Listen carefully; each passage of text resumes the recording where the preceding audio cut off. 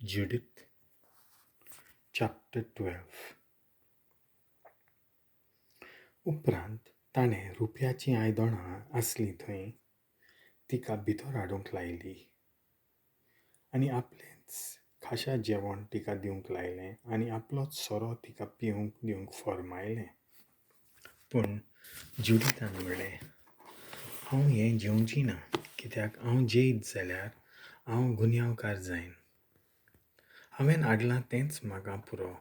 होलोफर्नेसान विचारलें, तुवें हाडलां तें कोबार जायत जाल्यार तेच तोरेचें आमकां आनी खंय मेळत? तुजे संस्थेंतलो आमचें मोदें आनी कोण ना. जुडितान जाबाब दिलो, हांव सोपुता खाल सांगतां म्हज्या दोनया. सर्वेस्परान म्हजे वरवीं आपली येवजण शाती पावोवचे आदीं तुजे चाकुर्नी कडेन आसा तें कोबार जावचें ना. उपरांत होलोफर्नेसाच्या सेवकांनी तिका एका तोंबूंत व्हेली आनी ती मोदयान जाय पर्यंत थंय न्हिदली. फांतोडेर ती उठली. भायर वचून मागणें करूंक तुजे चाकुर्नीक सोंपेपण मेळचे खातीर म्हज्या दोनयान आपल्या सेवकांक आज्ञा दिवची, अशें म्हणून तिणें होलोफर्नेसाक विनंती केली. आनी होलोफर्नेसान आपल्या राखणदारांक तिका आडायना जावंक आज्ञा दिल्ली. ती 3 दीस तोंबू बांदिल्ल्या मोळार रावली. दर राती ती बेथुलियाच्या फालक्यांत वेताली आनी झुरीशी न्हाताली. थंय राखण करूंक शिपायांचो पंगड आसलो. ती नाल्या उपरांत आपले परजेक सुटका दिवचे येवजणेंत आदार दी म्हूण सर्वेस्परा इस्रायलाच्या देवाक ती प्रार्थना करताली. मागीर नितोल जावन ती आपल्या तोंबूंत गेली आनी सांजेचें जेवण जेविसर थंय रावली. जुडिथ होलोफर्नेसाच्या व्हडल्या जेवणाक. चवथ्या दिसा होलोफर्नेसान व्हडलें जेवण दिलें. ताणें आपल्या खास मनशांक आपयलें आनी दुसऱ्या अधिकाऱ्यांक आपोवंक नात.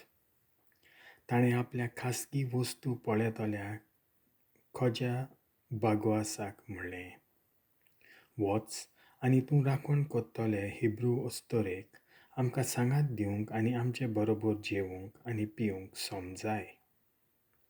असले बायले थंय मोजा मारिनासतना आमी धाडली जाल्यार आमचें कोटा. आमी तिका भुलयनाव जाल्यार सगळो लोक आमकां आसतलो. बागोआस होलोफर्नेसा सोशिलो कोट सोडलो आनी जुडिताक मेलूंक गेलो. ताणें म्हणलें, ए तोन्ने आनी सोबीत अस्तोरेन म्हज्या दोनयाक मेळूंक येवंक फाटीं सरचें न्हय. तांचे मुखार तिका मान मेळटलो. आमच्या सांगाता पिवन ती संतोसतली आनी नेबुकदनेझराच्या राजमहालांत जियेतल्या आसिरियेच्या अस्तोऱ्यां भाशेन तिका वागयतले. जुडितान म्हणलें, म्हज्या दोनयाची खुशी मोडूंक हांव कोण? ताका मानता तें करूंक हांव फाटीं सरची ना आनी मोरोसोर तेंच करूंक म्हाका संतोश भोगतलो.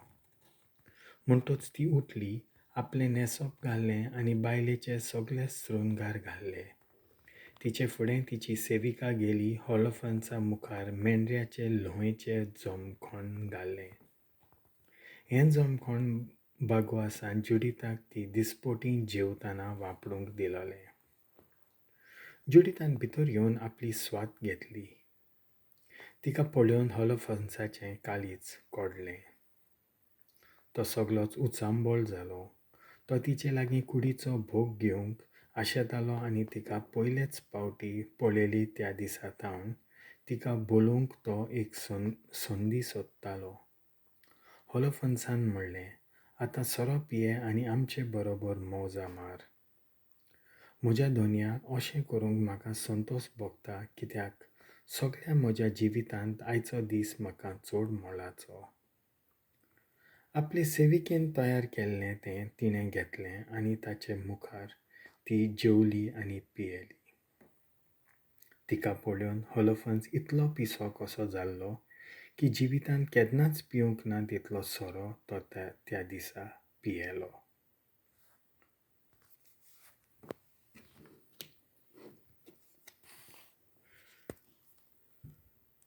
देवाचें उतोरें.